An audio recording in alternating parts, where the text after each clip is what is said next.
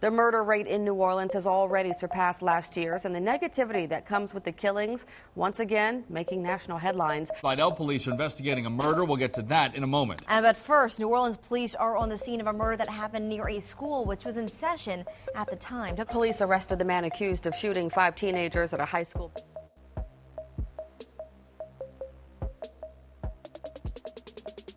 Yo, let me paint the picture real quick. For decades, New Orleans been wearing that crown nobody wanna wear. Most dangerous city in America. And nah, that ain't just some headline that scare tourists. That's real life out here. Down here, the murder game don't got no retirement plan. Cats be catching bodies before they even catch a middle school diploma, before they even get a driver's license. Out here, birthday candles and funeral candles damn near burn the same week. Kids running the block like they born with beef in their DNA. Learning street codes before they learn multiplication. Ain't no wait till you grown in this city. You either learn the game early or the game bury you early.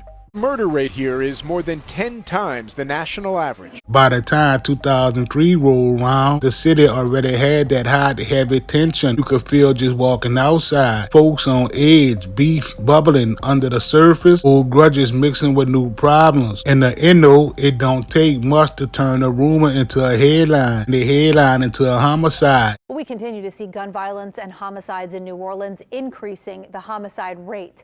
Yesterday, we told you New Orleans is on track to have the highest homicide rate in the nation. And that's exactly what was about to go down. April 7, 2003, a week before the school carnage, Hilliard Head Smith, a Joseph S. Clark High School student, gets dropped right in front of some abandoned house. Gunshots, body on the ground, another name for the block to cry over. The streets lit up with talk. The rumor mill in New Orleans, man, that thing spent faster than the DJ at a block party. And what it was spitting out this time, people saying 15-year-old Jonathan Caveman Williams was the one who did it. In this city, that kind of rumor don't just fade. It don't get talked out or settled. Nah, it marinate, it grow teeth. And Smith's people, family, friends, the ones who moved with him, it wasn't about to just sit around holding candles at a vigil. Nah, they started moving with purpose, and that purpose was payback. Fast forward to Monday morning, April 14, 2003, John Mcdonogh High School, mid-city neighborhood. On paper, just another school day. Kids yawning through first period, thinking about lunch, maybe eyeing the clock for gym class. But in the streets, this day already had a death sentence stamped on it. Around 10:30 a.m., 2 young hitters, Stephen Williams and James Tate, go with the move. They ain't strolling through the front door like students. Nah, they coming through gaps in the fence like they've been there hundreds of times before. One clutching a cutter, the kind that turns a beef into a massacre. The other strapped with a semi-automatic pistol, ready to back them up. Inside the gym, kids running balls, sneakers squeaking on the hardwood. Coach doing his usual. Sound of laughter, trash talk, and bouncing balls. That's what you're supposed to hear in a school gym, but in the next seconds, all that gets drowned out by gunfire. Loud, sharp, no warning. These dudes ain't spraying the room all sloppy. Nah, they came for one reason. Jonathan Caveman Williams. Shots ripped through the air, at least 20 rounds. Caveman gets hit over and over. 3 girls caught in the crossfire. Bullets and screams mixing in the air. A pregnant senior gets knocked down and trampled as the whole gym explodes into chaos. By the time the echoes die, Caveman's already gone, 15 years old. The shooters, gone too. Slipped out the same way they came in, moving faster than the NOPD's response time. Doc James Taylor was the one who had to do the ugly work after. He broke down the cause of death. Caveman took 10 bullets, not grazes, not lucky shots, solid hits, plus a lead fragment tore into his neck. No drugs in his system, no liquor, but yeah, there was a pistol tucked in his waistband. 15 years old and already walking around strapped like he had major street beef. Then 12 show up. NOPD flooding the place like they just got the invite. Lieutenant Jimmy Keene leading the pack, walking around trying to get statements. But the thing is, nobody talking. Kids looking at the ground, giving shrugs and stares. Keene straight up compared it to being in Iraq. Yeah, except in Iraq, they probably got better equipment, maybe even a better plan. NOPD out here acting shocked that nobody trusts them. Like, bro, y'all built that wall up yourselves. King Sergeant even said it felt like they was in a foreign country, but nobody wanted them around, which is wild, because in New Orleans, the only time folks happy to see a cop is when they giving direction to the tourists so they can get out the way. Still, even with all their loss in the sauced energy, cops start piecing it together. They figure out this wasn't random. This was payback for Hilliard Smith. And it wasn't just Stephen and Tate. They had help. Raymond Brown, Tyrone Crump, Herbert Everett, John Mcdonogh student, and Michelle Fulton, also a student in Hilliard's girl. All of them playing their part in setting this thing up. The streets believe Caveman pulled the trigger on Smith, and that was enough to turn the school gym into a war zone. But the story don't stop there. Nah, New Orleans beef don't just end at the first funeral. It keep going till there's nobody left to shoot. Just 3 months into the new year, the city's murder count now stands at 35, and that's part of the reason the feds are stepping in to help the NOPD combat the city's violent crime problem. October 27, 2003, months later after the school hit, the cycle spins again. Two relatives of Caveman's killers get caught slipping outside at 2324 Ursuline Street just after 9 p.m. talking to 76-year-old retired mechanic and 31-year-old Roosevelt Brown Jr., Hilliard Smith's cousin. An assault rifle opens up. No warning. Victim's gone instantly. Head and torso shots. Roosevelt makes it to the hospital but dies hours later. And Roosevelt had a pistol on him too, like he knew trouble was never far. Guess in that family, carrying heat was just a part of getting dressed. Cops, same story. Showed up late, walking around with flashlights like they expect the shooter to be standing there holding a sign saying I did it. NOPD, the only crew that can arrive late to their own crime scene and still act like they're surprised something happened. 3 days later, October 30th, it happens again. 24-year-old Kenya Ambrose, a welder and close friend of the Browns, is dropped in the 2300 block of St. Bernard Avenue, just a short walk from Bickham's place. Police said it was probably because his ties to the family. Yeah, no shit. That's like saying it rains because the clouds got wet. Investigators claim the Williams family was behind these hits. They say it was Caveman's friends and associates trying to settle the score. Basically, folks dropping anybody they thought they had a hand in Caveman's death, even though the shooters were already behind bars. But you know NOPD, even when the answers are right in front of them, they'll still manage to spill them everywhere, like a drunk at a Mardi Gras parade spilling the daiquiri. Eventually, the street violence cooled enough for the suits to take over. Court time, and you know court in New Orleans, it's its own sideshow. Judges acting like saints, prosecutors strutting like they just busted the cartel, cops sitting there like they solved this thing with pure skill instead of dumb luck, street gossip, and a whole bunch of snitches. Stephen Williams gets slammed with second-degree murder. In Louisiana, that's life, no parole, no early release, no nothing. You go in, you ain't coming out. James Tate takes a deal, pleads guilty to manslaughter and conspiracy to commit second-degree murder. They give him 15 years, which in Louisiana basically means you'll be back before your knees start hurting. September 20th, 2006, the rest of the crew gets theirs. Raymond Brown pleads guilty to conspiracy to commit second-degree murder, 9 years. Tyrone Crump pleads guilty to accessory after the fact, 5 years. Herbert Everett and Michelle Fulton also get 5 years each on this conspiracy charge. Everett and Fulton been locked up since 2003, so they get time served. Translation, y'all good. Go ahead back outside. And Crump and Raymond Brown, they'd already been out on bail before sentencing. That's the Louisiana justice system for you. Handing out bonds to dudes in the middle of gun beef like it's buy one, get one free. NOPD, of course, passed themselves on the back, acting like they cracked some cold case from the 1800s. Streets knew what happened day one, but the cops always gotta act like they're the heroes in the movie.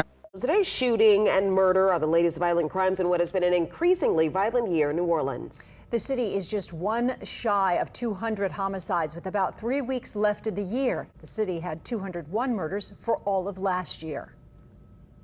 Homicides, carjackings, and non-fatal shootings are all up in New Orleans.